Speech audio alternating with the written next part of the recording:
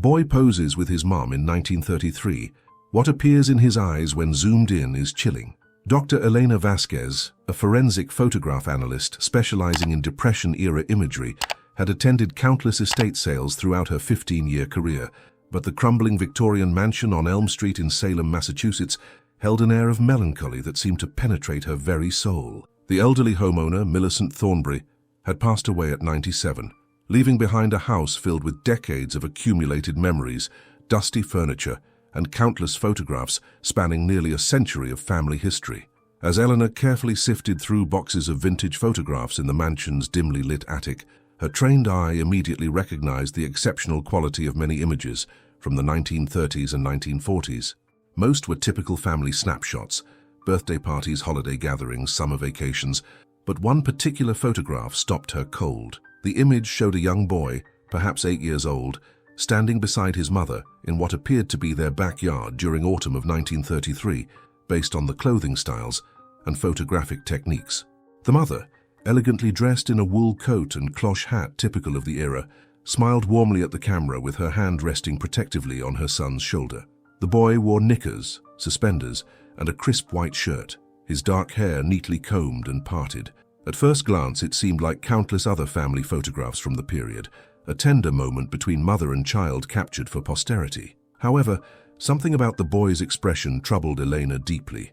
His smile appeared forced, almost mechanical, and there was something unsettling about his eyes that she couldn't immediately identify. Using her professional magnifying glass, she began examining the photograph more closely, unaware that she was about to uncover a chilling secret that had been hidden in plain sight for nearly 90 years. Eleanor positioned her high-powered magnifying glass directly over the boy's face, adjusting the antique desk lamp to eliminate shadows and provide optimal illumination. What she discovered in his dark eyes made her breath catch in her throat and her hands tremble uncontrollably.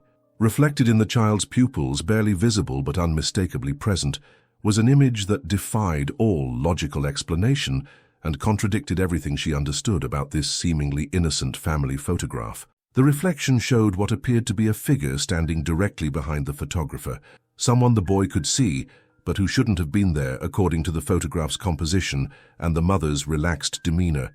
The figure appeared to be wearing dark clothing and seemed to be positioned in a threatening stance, arms raised as if holding something above their head in a menacing gesture. Even more disturbing was the expression of pure terror reflected in the microscopic detail of the boy's eyes.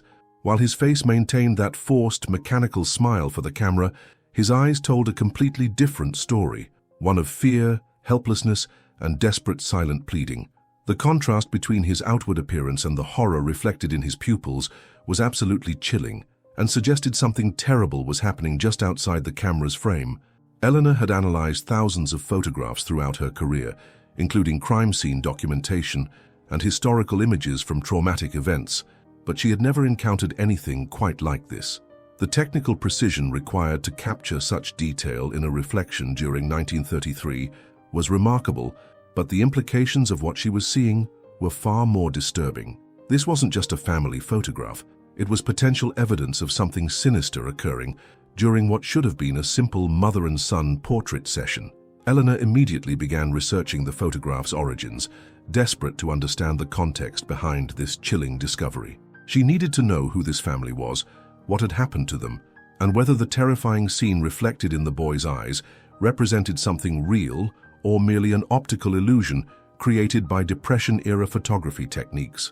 Elena's investigation began with Millicent Thornbury's family records, which had been carefully preserved in cedar chests throughout the Victorian mansion.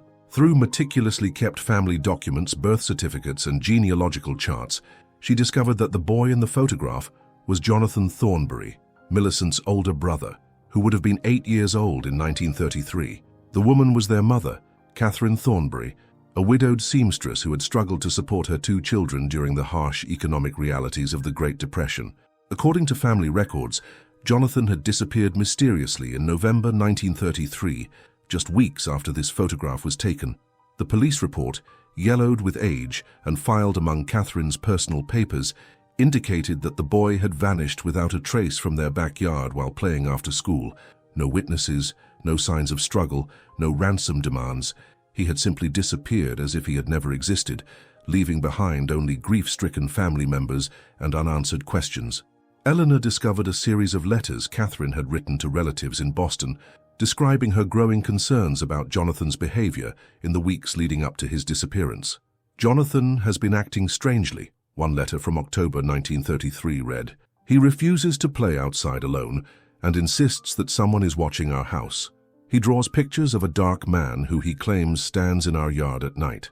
The doctor says it's his imagination, but I'm beginning to wonder if something terrible is happening that I don't understand." Another letter, dated just days before Jonathan's disappearance, contained an even more ominous passage.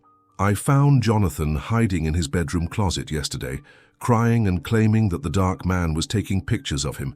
He begged me not to let anyone photograph him anymore, but I couldn't understand why such a normal activity would frighten him so terribly. I'm scheduling another appointment with Dr. Morrison to discuss his increasingly erratic behavior." Eleanor realized she was looking at more than just a mysterious family photograph.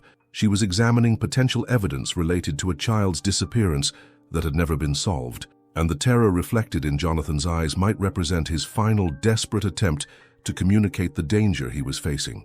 Eleanor's research led her to Salem's Historical Society, where she hoped to identify the photographer responsible for the Thornbury family portrait. According to a small embossed mark on the photograph's reverse side, the image had been taken by H. Morrison Photography Studio, a name that immediately caught Eleanor's attention because it matched the doctor Catherine had mentioned in her letters. The Historical Society's records revealed that Harold Morrison had operated both a photography studio and practiced as a local physician from 1930 to 1934. This dual profession was unusual, but not unprecedented during the Depression, when many professionals needed multiple income sources to survive economically. However, as Elena dug deeper into Morrison's background, she discovered increasingly disturbing information about his professional practices and personal behavior. Local newspaper archives from 1934 contained several troubling articles about Dr. Morrison's medical practice.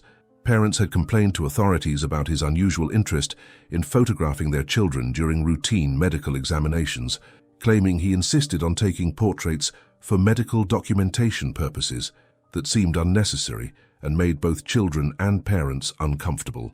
Several families had requested their medical records be transferred to other physicians after these unsettling experiences. Elena found a particularly revealing article from the Salem Evening News dated March 1934, "Local Physician Under Investigation for Unusual Practices." The article described how several families had reported that Dr. Morrison had made house calls to photograph children who weren't even his patients, claiming he was conducting a sociological study of childhood development during the Depression era. Most significantly, Elena discovered that Morrison had abruptly closed both his medical practice and photography studio in late November 1933, the exact same time period when Jonathan Thornbury had disappeared. According to city records, Morrison had left Salem suddenly, claiming he was moving to California for his health, but no forwarding address was ever provided to authorities. Elena realized she was uncovering evidence of a predator who had used his respected positions as both doctor and photographer to gain access to vulnerable children during one of America's most challenging economic periods, when desperate families might overlook suspicious behavior in exchange for free medical care or affordable photography services. Elena's investigation expanded as she began searching for other missing children cases in Salem and surrounding Massachusetts communities during the early 1930s. Working with police archives and newspaper morgues, she discovered a disturbing pattern that had apparently gone unnoticed by authorities during the Depression era, when resources for investigating missing persons cases were severely limited. Between 1931 and 1934, at least 7 children between the ages of 6 and 10 had disappeared from towns within a 50-mile radius of Salem. Each case shared eerily similar characteristics. The children had vanished without witnesses, their families had struggled financially during the Depression, and in several instances, family members mentioned that the children had been photographed by traveling photographers or local doctors in the weeks before their disappearances. Eleanor found a case file from Marblehead documenting the disappearance of 8-year-old Timothy Walsh in September 1932. His mother had told police that a very nice doctor had visited their home offering free medical examinations and photographs for children in their neighborhood. Timothy had been reluctant to participate, claiming the man took pictures with his eyes, but the family had been grateful for free medical attention during their financial hardship. Another case from Beverly involved 9-year-old Sarah Patterson, who disappeared in June 1933 after receiving what her parents believed was a routine medical checkup from a traveling physician who offered discounted services to Depression-era families. Sarah's younger sister later told investigators that Sarah had been scared of the picture man and had drawn disturbing images of the dark man with the camera who steals children. Most chilling was Elena's discovery of a diary entry from Margaret Collins, mother of 7-year-old Peter Collins, who had disappeared from Gloucester in August 1933. The entry read, "Peter begged me not to let the doctor take any more pictures of him. He said the man's camera steals children's souls and makes them disappear forever. I thought it was childish superstition, but now I wonder if Peter somehow understood something I couldn't see." Elena realized she was uncovering evidence of a serial predator who had systematically targeted vulnerable Depression-era families, using photography and medical examinations as methods to select and ultimately abduct children throughout eastern Massachusetts. The terror reflected in Jonathan Thornbury's eyes might represent his final moment of awareness before becoming another victim in this horrific pattern. Armed with this disturbing information about Morrison's activities, Elena contacted current Salem police detectives to share her findings about the potential connection between Harold Morrison and multiple child disappearances from the 1930s. Detective Sarah Murphy, who specialized in cold cases, agreed to accompany Elena to Morrison's former photography studio, which had been converted into apartments but retained its original basement structure. The current building owner, intrigued by the historical investigation, granted permission for Elena and Detective Murphy to examine the basement areas that had once housed Morrison's darkroom and storage facilities. Using metal detectors and ground-penetrating radar equipment borrowed from the state police, they began a systematic search of the underground space that had been sealed off for decades. Behind a false wall constructed with newer bricks that clearly didn't match the building's original 1920s construction, they discovered a hidden room that had been completely concealed from subsequent tenants and renovation crews. The room contained photography equipment from the 1930s, including cameras, lighting apparatus, and chemical processing materials that had been abandoned in place for nearly 90 years. Most disturbing was a collection of hundreds of photographs depicting children from the missing persons cases Elena had researched, along with many others who had apparently never been reported missing. The images showed children in various states of distress, fear, and terror, clear evidence that Morrison had been systematically documenting his crimes through photography. Among the photographs, Elena found multiple images of Jonathan Thornbury taken in this basement room, showing the progression of his terror as Morrison's true intentions became clear. The final photograph in the sequence matched exactly what was reflected in Jonathan's eyes in the family portrait. Morrison standing behind the camera with a rope in his raised hands, preparing to commit an unthinkable act. Elena also discovered a detailed journal where Morrison had documented his method of using photography sessions to identify and select vulnerable children, describing how he used the family portraits as a way to study potential victims and plan their abductions. The basement room represented not just a crime scene, but a systematic operation that had operated undetected during one of America's most challenging economic periods. Detective Murphy immediately called for a full forensic investigation team, while Elena realized that Jonathan's eyes had been trying to communicate the truth for nearly 90 years, serving as a silent witness to crimes that had finally been brought to light. The forensic team's analysis of Morrison's journal revealed the methodical mind of a calculating predator who had documented every aspect of his crimes with clinical precision. Written in neat medical handwriting, the journal entries spanned from 1930 to 1933 and described his systematic approach to identifying, targeting, and ultimately murdering children throughout eastern Massachusetts during the depths of the Great Depression. Morrison's entries revealed how he had deliberately exploited the economic desperation of Depression-era families, offering free medical services and discounted photography sessions to gain access to vulnerable children. "Families are so grateful for any assistance during these difficult times," one entry read. "They rarely question a doctor's motives, and their desperation makes them overlook unusual requests or behaviors that might otherwise raise suspicions." The journal detailed Morrison's psychological manipulation techniques, describing how he used photography sessions to identify children who would be less likely to resist or report his advances. He specifically targeted children from broken homes, those whose parents worked multiple jobs, and families who were socially isolated due to economic circumstances. "The camera reveals truth that parents cannot see," he wrote. "A child's eyes reflect their vulnerability, their fear, their capacity for silence." Most chilling were Morrison's descriptions of his final photography sessions with victims, including Jonathan Thornbury. "The boy understood what was happening during our last portrait session," Morrison wrote about Jonathan. "His eyes showed complete awareness of his fate, yet he remained frozen, unable to speak or flee. The camera captured his final moments of hope, transforming into resignation. These images represent the perfect documentation of human terror." Elena discovered that Morrison had been planning to expand his operation, writing about potential targets in Connecticut and Rhode Island. However, his journal entries ended abruptly in November 1933, suggesting that something had forced him to flee Salem unexpectedly. The final entry was particularly ominous. "The Thornbury boy's disappearance has attracted more attention than anticipated. Several families are asking questions about my photography methods. It may be necessary to relocate operations before suspicions develop into formal investigations." Detective Murphy realized they were reading the confession of a serial killer who had operated undetected for years, using his respected professional status to commit unspeakable crimes against the most vulnerable members of society during America's greatest economic crisis. Detective Murphy immediately contacted law enforcement agencies across the country to investigate Morrison's claim about relocating to California in late 1933. The FBI's historical crime database revealed a disturbing continuation of Morrison's pattern of behavior, though he had apparently learned to operate with even greater caution after his narrow escape from Salem authorities.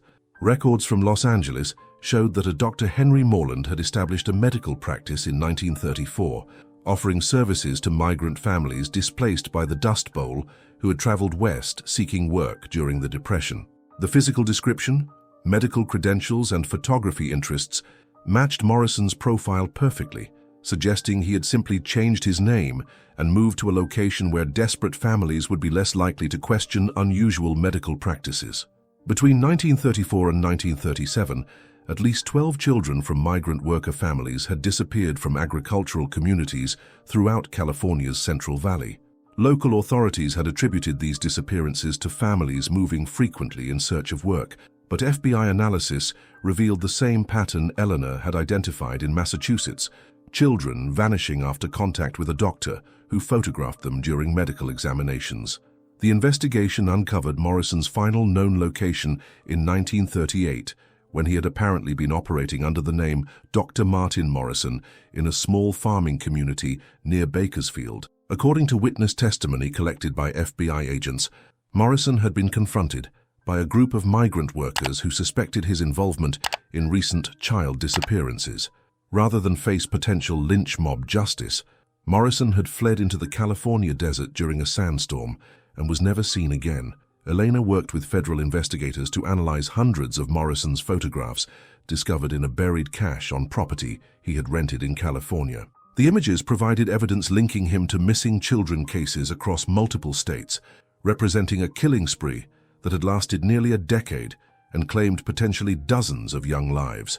Most significantly, forensic analysis confirmed that Morrison had been using advanced photography techniques to document psychological trauma in his victims, essentially creating a horrific catalogue of human suffering. The reflection captured in Jonathan Thornbury's eyes represented just one moment in a systematic campaign of terror that had exploited America's most vulnerable families during their darkest economic period. The FBI officially classified Morrison as one of America's first documented serial killers who had used professional credentials and economic desperation to facilitate his crimes, operating across multiple states during an era when communication between law enforcement agencies was limited and missing persons investigations received minimal resources.